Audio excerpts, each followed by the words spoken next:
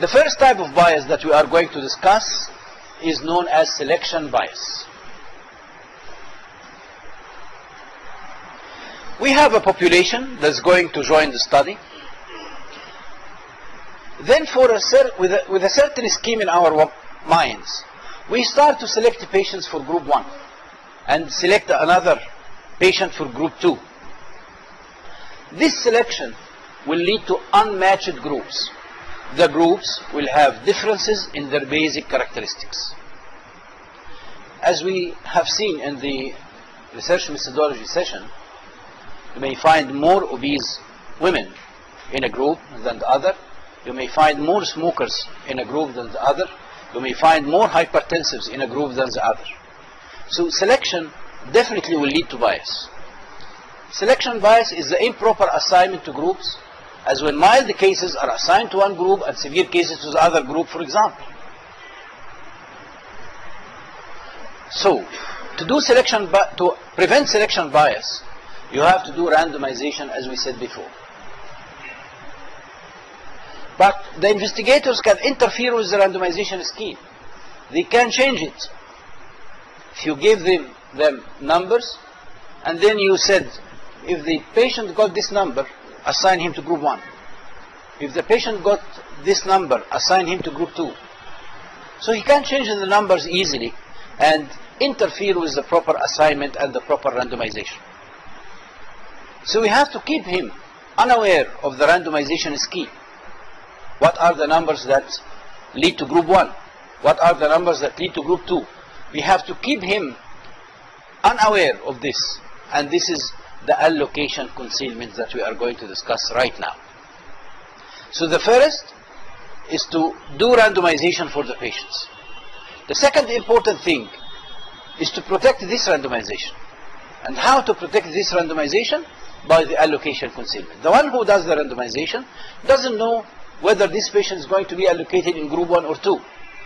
So he will not change it. If he doesn't know whether this randomization scheme leads to group 1 or group 2, he will not change it. If he knows, he might change it. But how to hide or conceal this randomization sequence? So allocation concealment is defined as concealing or hiding the allocation sequence from those who perform the randomization. Suppose that you are the one who performs the randomization, and then you got an envelope, you opened the envelope, and you found a number, 4,823. What does this mean? Does it mean that this patient have to go to group 1 or group 2? You don't know. This is allocation concealment. Okay? This is allocation concealment. We hide the allocation scheme or sequence from you. So you are not interested to change it, because simply you don't know. So it prevents researchers from directing certain participants to a given group or performing what is known as selection bias. It prevents this selection bias. You have to call a third party. You might write down the name of the patient and the number and give him this number. This patient will take this number and go to the pharmacy. And in the pharmacy, they are going to give him the specific treatment for his group. They have the allocation sequence and the deciphering of the code. Okay? Or sometimes even we do it better. It's blind. So in the pharmacy they will find a drug container with the same number. They will just give it to the patient. And the pharmacist doesn't know what is inside. The patient doesn't know what is inside. Is it the control treatment or the active treatment? Okay? And then after we finish the study and we report all the variables, we have a big paper with all the codes written in. And then we say that this patient was in group 1, that patient was in group 2. So we keep everything blind till the end of the randomized controlled study. This will achieve neutrality, proper reporting of the remarks of the patients, without introduction of any bias. But you have to detect the difference between the allocation concealment and the blinding. Allocation concealment is to keep the one who performed the randomization blind about the randomization sequence. Okay? After allocating the patient to groups, if it is an open randomized controlled study, you can know whether he is in group 1 or group 2. But at the point of randomization, you are unaware about the randomization sequence. Blinding will keep you blind about the group and the nature of the treatment till the end of the study. You got the difference? Sometimes we cannot do blinding. Suppose that we are comparing medical treatment with surgical intervention. How to do blinding? It is impossible. The patient who receives the medical treatment knows that he is on medical treatment. The patient that receives surgery knows that he has been operated upon. The researchers will know. But you can do what is known allocation concealment. Whether this patient is going to surgery or to medical treatment, you don't know at the moment of randomization. You just give him the code, write his name, and leave him away. Then after that, the patient will know that he is allocated to group 1 medical treatment or group 2 surgical treatment, and you will know the result of this allocation. This is allocation concealment. Only the randomization sequence. But blinding, you are unaware of the nature of the procedure performed or the nature of the drug taken till the end of the study. Okay? These are the numbers. We cut them and put them on envelopes. You just draw an envelope for the patient, write the patient name and the number, and give her this information, and you leave her. Here you have one of two things. Either the patient goes to the pharmacy and gets the drug containers, or you have the drug containers yourself, coded with the numbers. You give her the same container with the same number, and you are unaware about what's present inside. Or you can call a third party, someone who has been assigned for this job. I have a patient, her name is Mona Mohammed Khalil. The number, the code number is 35,871. Then he will tell you, prescribe to her the treatment of group 1. So here you don't interfere in the randomization, okay, by the use of pharmacy or a third party that has the randomization scheme or randomization sequence. This also highlights the importance of randomization, how much it is important, so that we even protect it from being altered. The second type of bias that might go to the randomized controlled study is known as ascertainment bias, or the investigators and participants bias. As I mentioned before, the participants in the study know the nature of the drug, and he is on placebo. So, and he knows that he is taking no medication. So he tends to report negatively. And the other one, who is on the active drug, tends to report positively. This will lead to bias, known as the participant's bias.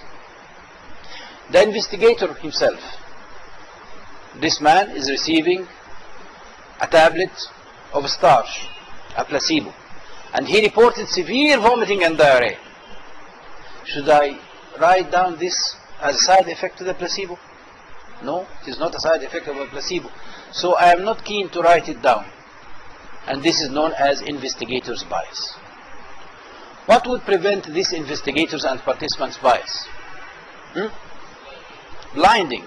So this bias is when the results of a trial are distorted by the knowledge of which intervention each participant is receiving.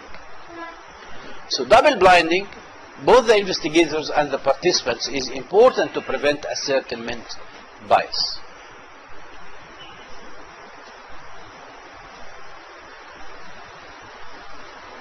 The third type of bias, which is very important also, is known as withdrawal or dropout bias.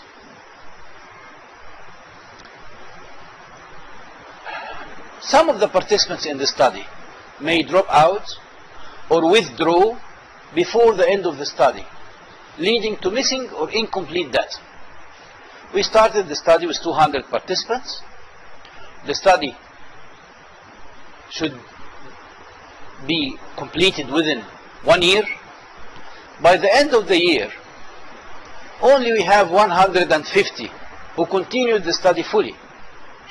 But we have 50 participants dropped out.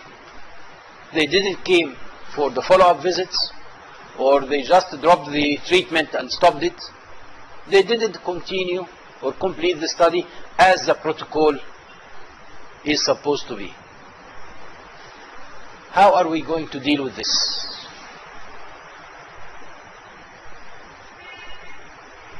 This is a problem, yes. We face it in randomized controlled studies or in any study. There are two ways to deal with it.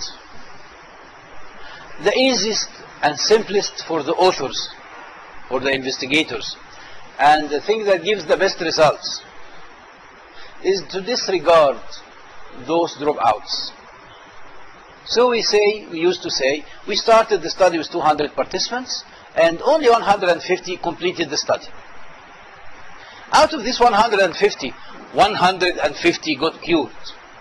So this drug gives 100% result. While it is usually the scenario goes like this. The one who lost hope in getting better stopped the drug. The one who developed severe side effects stopped the drug and didn't continue the study. Even sometimes someone dies due to the disease or the drug, and he doesn't continue the study. So we give a high favor for the pharmaceutical companies if we use this, which is known as per protocol analysis. Those who completed the study according to the protocol are the ones who only analyzed. But we are usually tough with new drugs. So we do what is known as the intention to treat analysis. All the dropouts are considered failures. So here we say that out of 200 patients, 150 got cured. So the success rate is 75%. Okay? In the first instance, we are doing a favor to the drug. In the second instance, sometimes we are underestimating the drug. But what is better for you? To use a drug thinking that it treats 100%, and actually it doesn't, and it only treats 75%? Or using a drug, and you know that the best result was 75% for this drug, and astonishingly, it treats 100%. We usually come to the patient side. So giving him a drug, thinking that it will work, while it is not the optimum scenario for the patient. But giving him a drug, thinking that it will cure him to a certain extent, and then the drug performs better, is very good for us and for our patients. So we use what is known as the intention to treat analysis to prevent this withdrawal or dropout bias. As I said, people who develop side effects or lose hope in treatment tend to drop out. Their exclusion from the analysis leads to exaggeration of the benefit and underestimation of the harm of any new drug.